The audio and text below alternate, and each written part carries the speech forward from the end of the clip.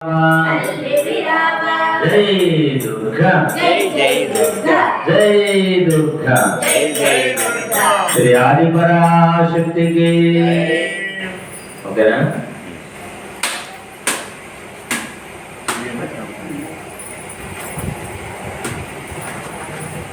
ఓకేనా.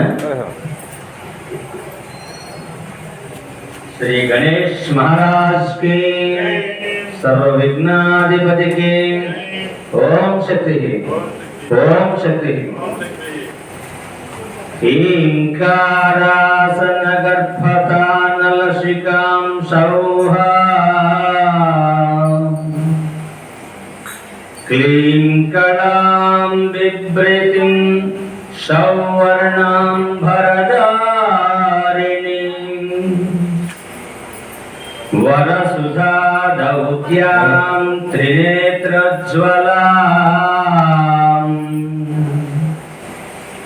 वन्दे पुस्तकपाणि मङ्कुशधरं षड्भूषितमुज्ज्वलां त्वां गौरी त्रिपुरां परात्परकलां श्रीचक्रसञ्चारिणी श्रीचक्रस्य चत्वारद्वाराणि चतुर्वेदरूपाणि द्वारप्रवेशनै भवति परदेवता साक्षात्कारः। తల్లి జగన్మాత కరచరణములకు నమస్కరిస్తూ అలాగే ఓం నమః ప్రణవార్ధాయ శుద్ధ జ్ఞానైకమూర్తయే నిర్మలా ప్రశాంతాయ దక్షిణామూర్తయే నమః. హిందూ సనాతన ధర్మంలో ఎందరో గురువులు వారందరి యొక్క కరచరణాలకు నమస్కరిస్తూ ఈరోజు కార్యక్రమానికి పెడదాం. తల్లి, నేను వీడియో చేసి సుమారు 4 రోజులు అయిపోయిందమ్మా. మన వారానికన్నా ముందు వారం పీకి లేదు, కింద ఉండే మాటలు పడతాను నేను. అలాగే గురువుగారు లేక వీడియో తీసేవాడు లేక నాకు నేనే పెట్టుకుని ఇక్కడ కూర్చుంటే పీకి బుక్ అయింది. అందుకే వీడియోని అప్లోడ్ చేయలేదు. ముందుగా ఒక మహనీయుని యొక్క మాట, మనకి జన్మ వద్దు అనుకుంటే ఎవరైనా లేదండి నేను మళ్ళా మళ్ళా పుడతా ఉండాలి, ఈ దుర్భారాన్ని అనుభవిస్తూ ఉండాలి, పుట్టుక లేకపోతే ఎలాగా అనుకుంటే నేనేం చెప్పలేను. కానీ జన్మ వద్దు అనుకుంటే మనకి భగవంతుడు కావాలి. మరి భగవంతుడు డైరెక్ట్గా దొరుకుతాడా? దొరకడు. ఏదో ఒక భగవంతుణ్ణి మీరు ప్రాధేయపడగా ప్రార్థన చేయగా కోరగా ఆ కర చరణాలకు పడి వేడగా ఆ అమ్మవారు ఒక్క గురువునిస్తుంది. ఎందుకంటే ఒరే నాన్న, నువ్వు నా అంతటా నా దగ్గరికి నువ్వు చేరలేవురా, ఎన్నో రహస్యాలు ఉన్నాయి, ఎన్నో మెలుకువలు ఉన్నాయి. ఆ మెలుకువలు చెప్పేవాడు కేవలం గురువు మాత్రమే అని అమ్మవారు మనకి ఒక గురువుని చూపిస్తుంది. అలా అదృష్టం కొద్దీ రకరకాల వ్యక్తులకు రకరకాల గురువులు లభ్యమవుతారు పూర్వజన్మ సుకృతాన్ని బట్టి. అయితే ఈ గురువు ఏం చేస్తాడు? మనకి అద్భుతాలైనా జీవిస్తాడా? కాదు. జన్మ రాహిత్యం నుంచి బయటపడేటువంటి మార్గాలు చెప్తాడు. గురువు ఎందుకు కావాలి? గురువు ఎందుకు కావాలయ్యా అంటే మనము ఈ జన్మ రాహిత్యం నుంచి బయటపడిపోవాలి. ఎందుకు వచ్చిన జన్మ అంటే బాధలు. జన్మ ఎక్కిన తర్వాత అన్ని బాధలే కదండి. సంతోషాలు ఉంటే గొడవే లేదు. పూర్వజన్మ పుణ్యఫలం బాగా ఎక్కువగా ఉంటే అన్ని సంతోషాలే. బాధ అనేటువంటిది కంటికి కనపడదు, దుఃఖం కనపడదు. మరి అందరూ అలా ఉంటున్నారా? లేదు. అందుకనే మానవ జన్మ ఎత్తి అదే మనం ఇలా ఉండకూడదు, అమ్మ పాదాల్లో కలిసిపోవాలి అని అనుకుంటే ఒక గురువు లభ్యమైతే గురువు జన్మ రాహిత్యం నుంచి బయటపడేటువంటి అనేక విషయాలని తెలియజేస్తాడు. అయితే గురువు లభించినంత మాత్రం చేత మనం జన్మ రాహిత్యం నుంచి బయటపడతాం. త్రినాథ్ గురుభవాని గారు మనకు దొరికాడు. ఆయన సభలకు వెళ్తున్నాం, సంవత్సరానికి 2 సార్లు ఆయన దర్శనం చేసుకు వస్తున్నాం. జన్మ రాహిత్యం నుంచి మనం బయటపడిపోతామా? ఇదే మన కడజన్మ కాదు, ఇంపాసిబుల్. అందుకే ఇక్కడ గురువు ఏం చేస్తాడంటే అన్నం మాత్రం వండుతాడు. మింగవలసిన బాధ్యత. అందుకే గురువు రహస్యాలు చెప్తాడు, కానీ అట్లా సాధన చేయవలసిన బాధ్యత మనది. భగవంతుడు ఎక్కడ కనపడతాడంటే, నేను అన్నాను అమ్మ దగ్గర చేరుకోవాలనుకుంటున్నావు కాబట్టి ఇదిగో ఈ మంత్రాన్ని ఉపాసన చేయి, లేదా ఈ శ్లోకాన్ని ఉపాసన చేయి, అనుక్షణం విడిచిపెట్టకుండా తదేకంగా చెయ్యి అని ఒక రహస్యాన్ని బోధించినప్పుడు దాన్ని మనం చెయ్యగా భగవంతుడికి మనకి లైవ్ కనెక్టివిటీ ఏర్పడుతుంది. అంటే మింగవలసిన మార్గం. అందుకే గురువు మార్గం మాత్రమే కానీ గమ్యం మాత్రమే కానీ భగవంతుణ్ణి మనకి డైరెక్ట్గా చూపించలేదు కదా. అందుకని గురువు అంతటి గొప్పవాడు అని మనం చెప్పుకుంటూ, అలాగే ఒక పాట మనం పాడుకొని కార్యక్రమానికి వెళదామమ్మా. ఈరోజు మీకు ఇంతకాలం నేను తత్వం మీద చెప్తున్నాను. తత్వాన్ని ఒక 2 వారాలు ఆపి జస్ట్ కొంచెం మనం పక్కకి వెళ్దాం రిలాక్స్గా. ఎందుకంటే తత్వం అంటే చాలా పెద్ద సబ్జెక్టు. మీరు రిసీవ్ చేసుకుంటున్నారో లేదో అని నాకు అనుమానం. అందుకని ఈ వారం గురువు శక్తివంతుడైతే, అండర్లైన్ చేసుకోండి, గురువు శక్తివంతుడైతే భగవంతుని యొక్క దర్శనం సులభం. గురువు శక్తివంతుడై ఉండాలి. ఊరికే డబ్బా రాయుడు కోతలు రాయుడు అయితే పని అవ్వదు. శక్తివంతుడై ఉండాలి. ఆ రహస్యం ఏంటో మనం చూద్దాం. అంతకన్నా ముందు గురువు మీద గురువు గారు రాసినటువంటి ఒక పాఠాలు వచ్చి ఒక శరణము, ఒక పల్లవి. శ్రీ ఆదిపరాశక్తికి చిన్ని మాటలమ్మ అండగా ట్రై చేయండి. గురువు రుణము తీర్చుట ఎలా ఎలా ఎలా, గురువు రుణము తీర్చుట ఎలా ఎలా ఎలా, గురువు రుణము తీర్చుట ఎలా ఎలా ఎలా, గురువు రుణము తీర్చుట ఎలా ఎలా ఎలా, గురువు రుణము తీర్చుట ఎలా ఎలా ఎలా, మెడ నిండా దండలేస్తే సరిపోవునా,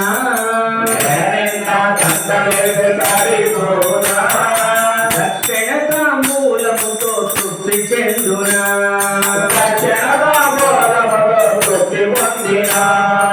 గురువు రుణము తీర్చుట ఎలా ఎలా ఎలా,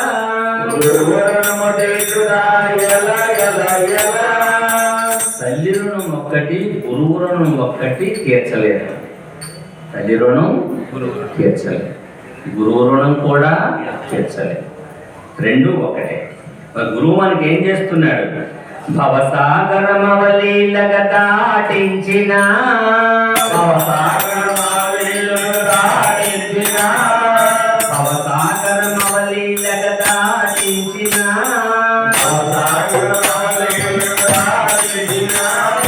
అహంకార మమకార మడిచివేసిన,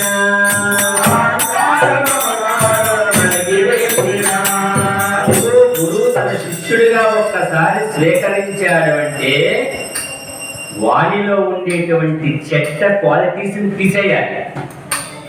అవి చేస్తేనే కానీ భగవంతుని యొక్క సన్నిధికి మనం చేరలేం, వెళ్ళలేం. అందుకే ఇక్కడ ఏం చేస్తున్నాడు? ఈ భవసాగరాన్ని దాటించాలంటే, ఈ సంసార సాగరాన్ని దాటించాలంటే, ఈ జన్మరాహిత్యాన్ని దాటించాలంటే ముందు అహంకారం అనేటువంటిది శిష్యులలో ఉండకూడదు. 2 వారాలు పోయిన తర్వాత చెప్తాను ఈ అహంకారం ఎలాంటిదో. అందుకని ఏం చేస్తున్నాడు గురువు? ఒక పుష్పము యొక్క రేఖలు ఒలిచేసినట్లుగా గురువు శిష్యుడిని నమ్మితే అతనిలో ఉండేటువంటి దుర్గుణాలన్నింటినీ తీసేస్తాడండి గురువు. ఇంకేం చేస్తున్నాడు చూడండి. జన్మ జన్మ వాసనలను సడలించిన, జన్మ జన్మ వాసనలను సడలించిన, జన్మ జన్మ వాసనలను సడలించిన, జన్మ జన్మ వాసనలను సడలించిన, ప్రతి బంధిత వార నుంచి విడిపించిన, ప్రతి బంధిత వారిని విడిపించిన. ఈ రోజున మనం ఇలాగ ప్రవర్తిస్తున్నామంటే ఎన్నో జన్మల యొక్క బీజాలు లోనుండిపోయినాయి. వాటిని బట్టే మనిషి ప్రవర్తిస్తాడు. మనం ఒక్కసారి పుట్టి మళ్ళా మనం చనిపోయాం అనుకోండి, మళ్ళా ఎవరికి పుట్టినా ఆ ముందు జన్మలో వాసనలతోనూ ఆ డిపాజిట్తోనే పుడతాడు మనిషి. ఎవరికి పుట్టనేవండి, ఆ వాసనలో ఆ బీజం మాత్రం పోవు. అందుకనే గురువు ఏం చేస్తాడు? ఈ జన్మలో ఉండేటువంటి వాసనలను ఇక్కడే తీసేయాలి, కొత్త వాసనలు తగిలించుకోకుండా ఉండాలి. అలా అయితేనే భగవంతుని చూడగలం, పాదాలకి మనం చేరగలం. చివరిగా స్వస్వరూప జ్ఞానమును అందించిన, స్వస్వరూప జ్ఞానమును అందించిన, స్వస్వరూప జ్ఞానమును అందించిన, స్వస్వరూప జ్ఞానమును అందించిన, అహం బ్రహ్మస్మి బోధ చేసిన, అహం బ్రహ్మస్మి బోధ చేసిన. అందుకే గురువు ఏం చేస్తాడంటే స్వస్వరూప జ్ఞానాన్ని ఇస్తాడు. అనార్ గారి దగ్గర జ్ఞానం ఉంది, ఉపయోగం ఏముంది? నాగిరెడ్డి గారి దగ్గర జ్ఞానం ఉంది, ఉపయోగం ఏముంది? వీరనాగరెడ్డి గారి దగ్గర జ్ఞానం ఉంది, ఉపయోగం ఏముంది? మరి నాకు కావాలంటే నాకు స్వస్వరూప జ్ఞానం కావాలి. నా కోసం నాకు తెలియాలి. నా యొక్క బాధలు లేదా గత జన్మ యొక్క స్పృహలు లేదా ఈ జన్మని దాటాలంటే దానికి సంబంధించిన విద్య కలిగినటువంటివి నాకు నేను తెలుసుకోవాలి తప్ప వారానికి ఒక్కసారి ఇక్కడ నేను 4 మాటలు చెప్పినా మీకు ఉపయోగం లేదు. మీకు ఎప్పుడు ఉపయోగము? మీరు మీ జీవితంలో ఏదో ఒక దాన్ని తీసుకొని దాన్ని అనుసరించినప్పుడు, దాని ఫలితాన్ని పొందినప్పుడు మీకు ఉపయోగం. లేకపోతే ఇది ఒక టీవీ సీరియల్, ఒక అరగంట నేను మాట్లాడుతున్నాను అంతే మీకు. కానీ నేను మాట్లాడేటువంటి ప్రతి విషయము కూడా గురు బోధలు చేసినటువంటి అనేక శాస్త్రాల్లో ఉన్నటువంటి విషయాలను పరిశీలన చేసి మీతో మాట్లాడుతున్నాను. ఇవి నా సొంతం కాదు, కల్పితం కాదు. అందుకే గురువు మనకి ఏమిస్తున్నాడు? నాన్న, నీకు స్వస్వరూప జ్ఞానం కావాలి, బయట జ్ఞానం కాదు, ఎత్తువాడి దగ్గర కాదు. నీకు నీ జ్ఞానం తెలియాలి, నీకు నువ్వు తెలియాలి. నీవు తెలియకుండా ఎన్ని తెలిసినా వ్యర్థమైన విద్యా ప్రకాశనం. చివరి గురువు ఏం చెప్తున్నాడు? అహం బ్రహ్మస్మి. ఇది చాలా పెద్ద పదం, అతి సామాన్యులకి అంతు చిక్కనటువంటి పదం. అహం బ్రహ్మస్మి. చివరికి నీవు అమ్మవారివయ్యా అని చెప్తాడు. నీవు అహం బ్రహ్మస్మి అంటే నీవు భగవంతుని యొక్క స్వరూపమయ్యా అని చెప్తాడు. ఇంకా స్థితి దాటిపోతే త్వమేవా, అమ్మవారు నేను కూడా ఒక్కటే. ఆ స్థితికి వెళ్ళినప్పుడు జనాలు గురువుల దగ్గరికి చేరతారు వాసన బలము చేత. ఒక గురువు దగ్గర కొన్ని లక్షల మంది చేరుతున్నారంటే ఆయన త్వమేవ భావన, అహం బ్రహ్మస్మి భావన. ఆ స్థితికి వెళ్ళిపోయాడు. 100 స్థితులు ఉన్నాయి. 100వ స్థితికి వెళ్ళిపోయినప్పుడు ఆయన ఎవరి కోసం చూడక్కర్లే. బెల్లం దగ్గరికి చీమలా రండి బెల్లం ఉందని చెప్తే వస్తాయా? వాటంతటవే వస్తాయి.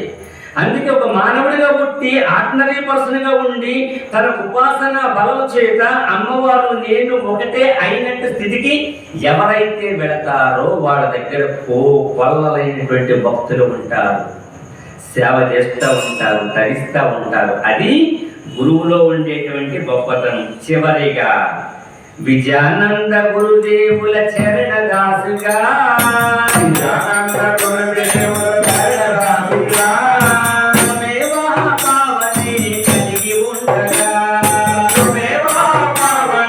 కలిగి ఉండగా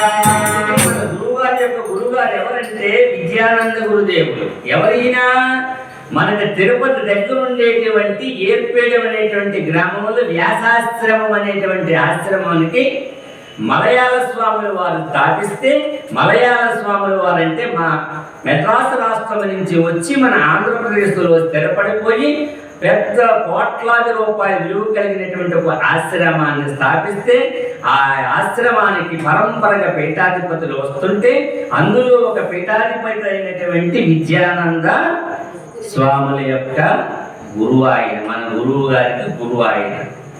తప్పు కాదండి, మన గురువుగారు తప్పు కాదు, ఈయన తప్పు కాదు. చూసారా? అందుకు ఆయన చరణదాసుగా గురువుగారు ఇన్ని సభలు చేసినప్పటికీ అనర్ఘడంగా అమ్మవారి కోసం చెప్పగలిగినట్లకి ఆంధ్ర రాష్ట్రం, తెలంగాణ రాష్ట్రం అంతటా కూడా కొన్ని లక్షల మందిని ఆధ్యాత్మిక చింతనలో కూర్చోబెట్టినటువంటి శ్రీనాథ్ గురూజీ గారు సామాన్యమైనటువంటి వ్యక్తి కాదు. Very ordinary person. ఆయన ఏమీ తెలియనట్లుగానే ఉంటాడు. అందుకే అన్నీ తెలిసినటువంటి అమ్మ అణిగి మణిగి ఉంటది, ఏమీ తెలియని అమ్మ ఎగిరెగిరి పడతారు. ఎగిరెగిరి పడతారు ఆహారంగా చెప్తున్నారు స్టూడెంట్ మరి కదా అండి. కాబట్టి అలాంటి గురు పరంపరలు ఈ యొక్క కార్యక్రమాలు 94 నుంచి చేస్తున్నామంటే అమ్మ జీవితం ధన్యం. నేను ఎన్ని గంటలు మొదలు పెట్టాను ఇలా చూడలేదు. కరెక్ట్గా అరగంట అయినప్పుడు ఎవరైనా ఒకసారి చెప్పండి, నేను నా దగ్గర వాచ్ చేయలేదు. చివరిగా గురువు గొప్పవాడైతే దేవుడు దర్శనం సులభం. ఇది 2 వారాలు పడతామా పూర్తి చేయడానికి. ఈ వారం అయినటువంటి వాళ్ళకి అసంకల్పితంగా ఉంటుంది, వచ్చే వారం ముగింపు. ఇది ఒక పెద్ద ఇతిహాసం. అందుకని అంటే గురువు అంటే ఎవరమ్మా? మనలాంటి మనిషే కదమ్మా ఆయన. మరి మనం మానవులమే, ఆయన మానవుడే. కానీ గురువు అనేటువంటి స్థానానికి ఆయన ఎందుకు వెళ్ళాడు?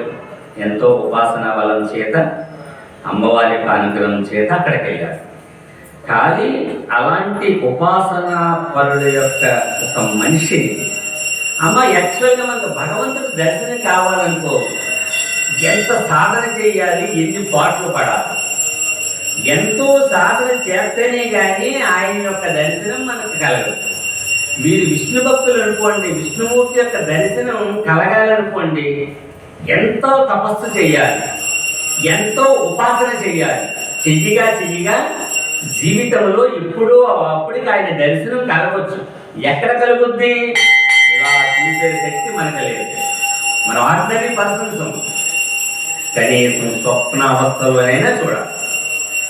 ఏమో మీ కళ్ళలోకి అమ్మవారు ఎప్పుడైనా వచ్చి ఎవరికన్నా కనిపించిందా? ఒకసారి చూడండి. అంటే ఇంకా మీ సాధన సంపూర్తి కాలేదు. ఊరికే భజనకు వస్తున్నాం, 2 పాటలు పాడుతున్నాం, వెళ్ళిపోతున్నాం అంతే. కానీ ఆవిడ్నే చూడాలంటే మనలో ఉపాసన, ఇంద్రియాలన్నిటినీ కూడా అంతర్ముఖం, నిర్మలమైనటువంటి స్థితి, ఇక్కడ ఉండేటువంటి 3వ కన్ను ఓపెన్ అవ్వాలి. అప్పుడు మాత్రమే కనిపిస్తుంది. మరి ఆ స్థితికి మనం వెళ్ళగలిగేవా? ఎంతమంది వెళ్ళగలిగారు? మీరు ఆలోచించుకోండి. కాబట్టి అంటే ఒక గురువు లభ్యమైతే భగవంతుడు ఎంత ఇదిగా చెబుతాడనే దానికి ఒక ఉదాహరణ చెప్తున్నాం. చూడండి, గురువు కోసం శాస్త్రం కొన్ని మాటలు చెప్తుంది. యాక్చువల్గా నేను గురువు గొప్పవాడా భగవంతుడు గొప్పవాడా అని క్యాప్షన్ పెట్టాను. ఎందుకో భగవంతుడిని కించపరిచినట్లుగా అనిపించింది ఆ మాట నాకు. గురువు గొప్పవాడా భగవంతుడు గొప్పవాడా? భగవంతుడు గొప్పవాడే, గురువు గొప్పవాడే. కానీ భగవంతుడు చేసిన పనులు గురువు చేయలేడు. భగవంతుడు మన ఎన్ని మోస్తున్నాడు, సంపదలు ఇస్తున్నాడు, అనుగ్రహిస్తున్నాడు, జన్మరాహిత్యం లేకుండా చేస్తున్నాడు. కానీ గురువు డ్యూటీ ఏంటి? ఆ భగవంతుని జీవించే వరకు ఆయన డ్యూటీ. మరి ఆయన మన సిరి సంపదలు ఇవ్వగలరా భగవంతుడు ఇచ్చినట్లుగా? ఇవ్వలేదు. అందుకని కానీ గురువు ఇక్కడ మనకి ఎందుకయ్యా అంటే భగవంతుడిని జీవించడానికి ప్రధానమైనటువంటి సాధనమే గురువు. ఆ గురువుని నమ్మినటువంటి వాళ్ళు ఎవరైనా సరే భగవంతుడి దగ్గరికి మనం చూడగలం, చేరగలం. అందుకే గురువు కోసం కొన్ని మాటలు చెప్పినాయి. చూడండి ఎంత గొప్పగా చెప్పినాయో. మంగళం గురుదేవాయ మహనీయ గుణాత్మనే సర్వలోక శరణ్యాయ సాధురూపాయ మంగళం. చూడండి, గురువు అటండి మంగళకరుడు. హరహరని మంగళకరుడు అనొచ్చుగా, ఆంజనేయ రెడ్డిని మంగళకరుడు అనొచ్చుగా, వీరరాఘరెడ్డి గారిని మంగళకరుడు అనొచ్చుగా. మంగళకరణం అనేటువంటి పదం ఎవరికి సంబంధించిందంటే దేవతలకు సంబంధించింది. మన దేవతల తర్వాత గురువుకు సంబంధించింది. అందుకే గురువు నాటంటే మంగళకరుడు. అందుకే ఒక శ్లోకం ఉంటుందమ్మా, సాధూనాం దర్శనం పుణ్యం, స్పర్శనం పాపనాశనం, వందనం మోక్షదాయకం, సంభాషణం కోటి తీర్థమయం. ఒక గురువు ఎక్కడైనా ఉన్నప్పుడు అలా దర్శనం చేసుకుంటే చాలటండి, ఒక్కసారి మాట్లాడితే చాలటండి కోటి తీర్థాల ఫలం ఒక వ్యక్తిలో అని ఉన్నాయని మనకు శాస్త్రం చెప్తుంది. ఇంకేం చెప్తుంది చూడండి. కానీ గురవే సర్వలోకానాం విషజే భవరోగిణాం నిదయే సర్వ విద్యానాం దక్షిణామూర్తయే నమః. చూడండి ఏం చెప్తుంది, గురువే సర్వలోకానం. ఇక్కడ అమ్మవారు అంట, అమ్మా జగన్మాత నీవు సర్వలోకాలకి అధిపతివి, సర్వలోకాలకి నీవు రాణివై ఉన్నావు అమ్మవారిని అంటున్నావు. మళ్ళా గురువే సర్వలోకానం. అయ్యా నువ్వు తక్కువడు కాదయ్యా, సర్వలోకాలకి నీవు కూడా ఉత్తముడు అధిపతివి. విషజే భవరోగిణ. ఒక జబ్బు వచ్చినప్పుడు ఒక డాక్టర్ జబ్బును నయం చేస్తున్నాడు. గురువు అనేటువంటి డాక్టర్ దగ్గరికి మనం వెళ్తే ఈ భవరోగం అనేటువంటి జబ్బుని తీసేస్తాడు ఆయన. వెళ్ళగలమా? గురువు దొరుకుతాడా? గురువు సాధన మనం చేయగలమా? చివరిగా అందుకే అంతేకాదు, నిధయే సర్విద్యానాం. ఒక నిధి దొరికినప్పుడు దాన్ని తప్పుకుని కోలిది సంపద మనకి ఎలాగైతే వస్తుందో, ఒక గురువు అనేటువంటి వ్యక్తి దొరికిన తర్వాత ఆ గురు సేవలో ఉండి ఆ గురువు దగ్గర ఉన్నట్టయితే ఆయన దగ్గర నుంచేటువంటి నిధి అనేటువంటి బోధలోంచి మన జీవితానికి సంబంధించిన అనేక రహస్యాలు బయటకు వస్తాయి. మరి గురువు అంతా గొప్పవాడు. అందుకే ఆచార్య దేవోభవ అన్నారు. ఆచార్యుడు భగవంతునితో సమానం అన్నారు. కాబట్టి ఇక్కడ మనం సెలెక్ట్ చేసుకోవాల్సింది గురువులు 2 రకాలండి. గురువులు ఎన్ని రకాలండి? 2 రకాలు. అదేంటి త్రినాథ గురువు కానీ వస్తాయి కదా, ఇంకో రకం ఎక్కడ ఉంది? లేదు కదా. ఒక గురువు ఎవరంటే అమ్మా, మన జీవితంలో జీవించిన ఉపాధి నేర్పేటువంటి వాడు గురువు. మనం ఇప్పుడు జీవించాం, మనం బతకాలి, ఉపాధి నేర్పాలి. ఈ ఉపాధి ఎవరి ద్వారా మనకు వస్తుంది? ఇప్పుడు నాగిరెడ్డి గారు ఉన్నారు, తాపి పని చేస్తారు, కానీ ఆయనకి ఎవరో ఒక గురువు ఉన్నాడు. వీరరాఘరెడ్డి గారు ఉన్నారు, లైన్ వ్యాపారం చేస్తున్నారు, కానీ ఆ లైన్ వెనకాల పెట్టిన ఎక్కడో ఒక ఆయన ఉన్నాడు. ఒక డాక్టర్ ఉన్నాడు, విద్య నేర్పినటువంటి గురువు ఉన్నాడు. మేము మెకానికల్ సైడ్ ఉన్నాం, ఈ మెకానికల్ వృత్తి నేర్పినటువంటి గురువు ఎక్కడో ఒకడు ఉన్నాడు. వీళ్ళందరూ ఒక గురువులు. కానీ ఈ గురువులు ఎంతవరకు అంటే మన జీవితంలో బ్రతకడానికి మాత్రం విద్య నేర్పేటువంటి గురువులు వేడు. ఇక రెండో గురువు ఉన్నారండి, జన్మ రాహిత్యం నుంచి బయట లాగడానికి విద్య నేర్పేటువంటి గురువు. అందుకే ఆధ్యాత్మిక చింతనలో మనం ఉన్నాం కాబట్టి ఇప్పుడు త్రినాథ గురుభవాని లాంటి గురువులు ఏం చేస్తారంటే ఈయన 2వ రకం గురువులు. ఇప్పుడు జన్మ రాహిత్యం నుంచి బయటపడేటువంటి మార్గాలను మనకి తెలియజేస్తారు. మనం పుట్టకుండా ఉంటే గొడవలేదు కదమ్మా, పుట్టాం కాబట్టి బాధలు కదండి. ఇప్పుడు నాగిరెడ్డి గారు ఉన్నారు, పుట్టాడు కాబట్టి నేను బతకడం కోసం ఎక్కడెక్కడికో పోయి వారానికి 2 రోజులు వస్తున్నాడు. అసలు జన్మే లేకపోతే బాధే లేదు. పొద్దున పోతున్నాం, సాయంత్రం వస్తున్నాం మేము కూడా. ఎందుకండి అది రెక్కడితేనే చొక్కాడదు కాబట్టి. అసలు జన్మే లేకపోతే ఈ బాధ లేదు. తల్లులు మీరంతా కూడా పాపం ఉదయం నుంచి సాయంత్రం వరకు ఇంటి సాకిరీ చేసి చేసి చేసి ఏడు రావాలి అనుకుంటున్నారు. ఈ జన్మే లేకపోతే మీకు ఇంటి సాకిరీ లేదు. అందుకే గురువు ఏం చేస్తున్నాడు? జన్మ రాహిత్యం నుంచి బయటపడేటువంటి మార్గాన్ని చెప్తున్నాడు. చివరిగా ఒక మహనీయుడు చెప్తాడమ్మా, దైవ దర్శనాలు పుణ్యక్షేత్రాలు కూడా గురు చరణాలకి ఎంతకన్నా మూలవు అని చెప్తున్నాడు. అంటే గురువుని ఎంత గొప్పవాడిగా శాస్త్రం చెప్తుందో ఒక్కసారి మీరు ఆలోచించుకోండి. అందుకనే సద్గురువు దొరకడం కష్టం. ఒకవేళ సద్గురువు దొరికితే భగవంతుని యొక్క దర్శనం సులువు. బాగా గుర్తుపెట్టుకోండి. దానికి ఎగ్జాంపుల్ ముందు చెప్తాను. సద్గురువు దొరకడు. సద్గురువు దొరికితే ఏ దేవుణ్ణి అయితే మీరు పూజిస్తున్నారో ఆయన దర్శనం సులువు, ఖచ్చితంగా మీకు కనిపిస్తాడు. ఇప్పుడు తెనాలి గురుభవాని గారు రాకముందు కూడా మేము అమ్మవారి భక్తులమే. 1994 వరకు మాకు ఇవన్నీ తెలియదు, కానీ అంతకు ముందు కూడా మేము అమ్మవారి భక్తులమే. ఏదైనా ఉద్యోగం రావాలన్నా, ఇంకోటి రావాలన్నా, ఏదో పతువు ఎక్కడికి వెళ్ళాలో ఆవిడతో చెప్పించుకోవడం ఇవన్నీ కూడా జరిగినాయి. కానీ గురుభవాని గారు వచ్చిన తర్వాత ఈ సాధనా సంపత్తి పెరగడం వల్ల అమ్మవారు ఎంతో చక్కగా తిరుగుతారమ్మా. నా దగ్గర దేనికి ఏమున్నా ఏమి లేకపోయినా అమ్మ దర్శనానికి లోటు లేదు. నిజంగా చెప్తున్నాను, ఆ స్పృహ అమ్మవారి నాకు ఇచ్చింది. ప్రతిరోజు కూడా ఏదో ఒక సందర్భంలో ఆవిడ మాట నాకు వినిపిస్తుంది. డ్యూటీ టైం అయిపోతుంది అనుకోండి, ఉదయం లెగలేకపోయింది అనుకోండి, ఒరే అజ్జి లెగరా, మా అమ్మ అనేది నన్ను ఆవిడ.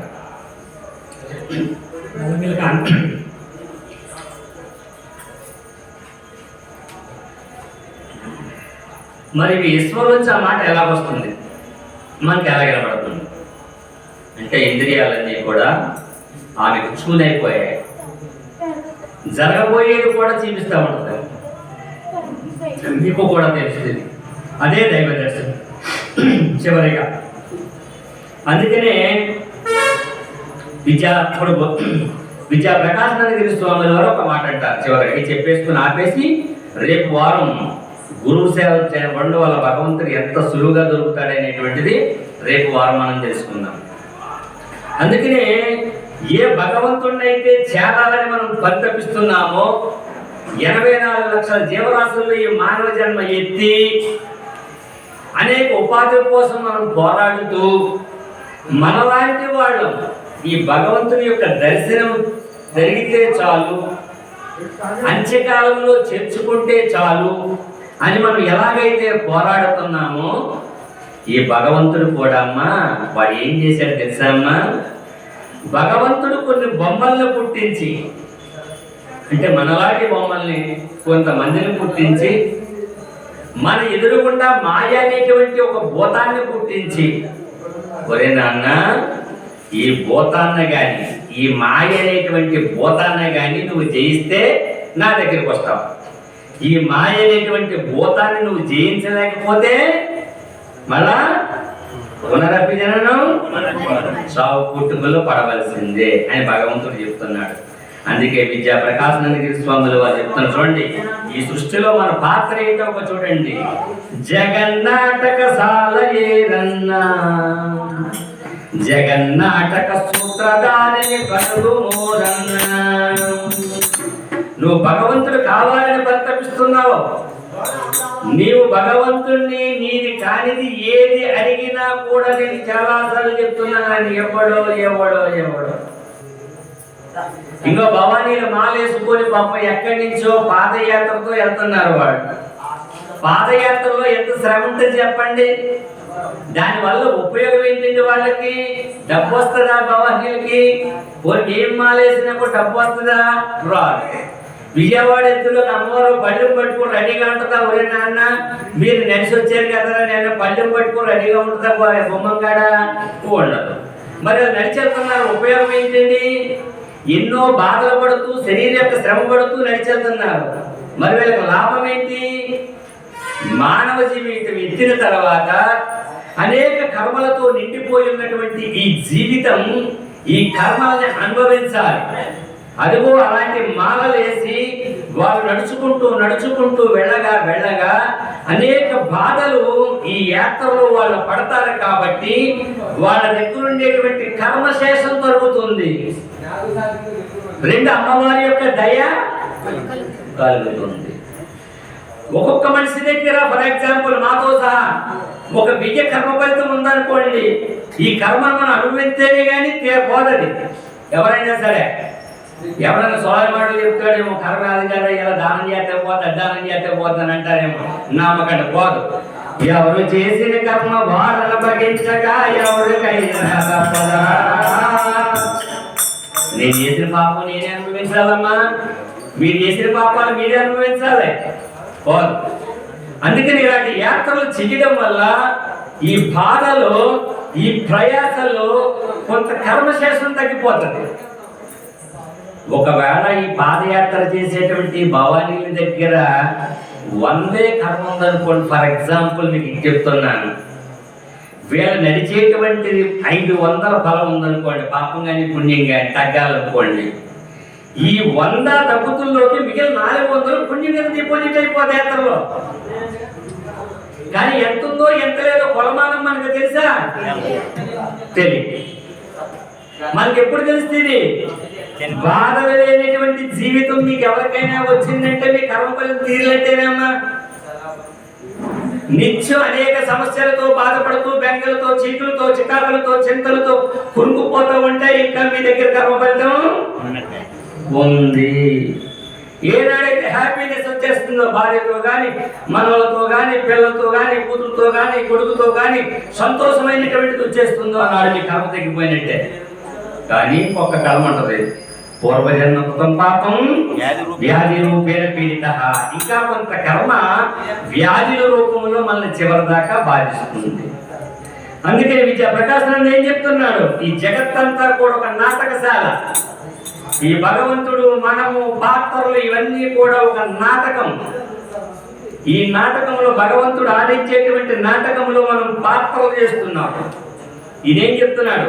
పాత్రధారికి కాక ముందు సూత్రధారి పదవి నొందుము. చూసారా, మనం పాత్రధారిగా మిగిలిపోకూడదు, సూత్రధారిని పట్టుకోవాలి.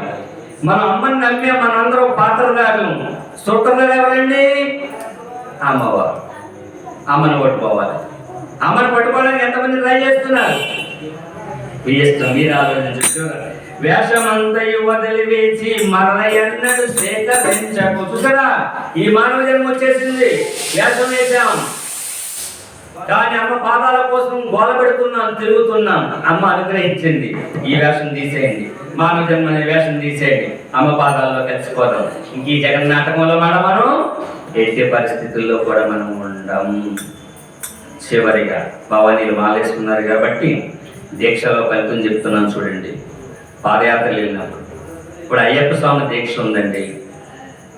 అయ్యప్ప స్వామి మాల వేసినటువంటి వాళ్ళకి శని దోషం ఎవరికైతే ఉందో, అష్టమ శని కానీ, అర్ధాష్టమ శని కానీ, ఏలినాటి శని కానీ ఎవరికైతే ఉందో, అయ్యప్ప స్వామి మాల వేస్తే స్వామివారు డబ్బులు ఇస్తారా లేదా పక్కనెట్టేయండి, ఆ సంగతి తర్వాత. భోగం ఇస్తారా లేదా పక్కనెట్టేయండి. కానీ మీ యొక్క శని దోషం యొక్క ఫలితం తగ్గుతుంది. శని ఎవరు చెప్పండి? పూర్వజన్మలో మనం చేసిన పాప ఫలితానికి నీకు 60 ఏళ్ళు లేదా 40 ఏళ్ళు వయసొత్తుల్లోకి ఏలినాడు శని రాగాక, ఆ పూర్వజన్మలో నువ్వు పక్కవాడిని బాధ పెట్టినటువంటి బాధలన్నీ కూడా ఈ 40 సంవత్సరాలకి శని మన దగ్గర నుండి బాధ పెట్టుగాక అని రాసేస్తాడు.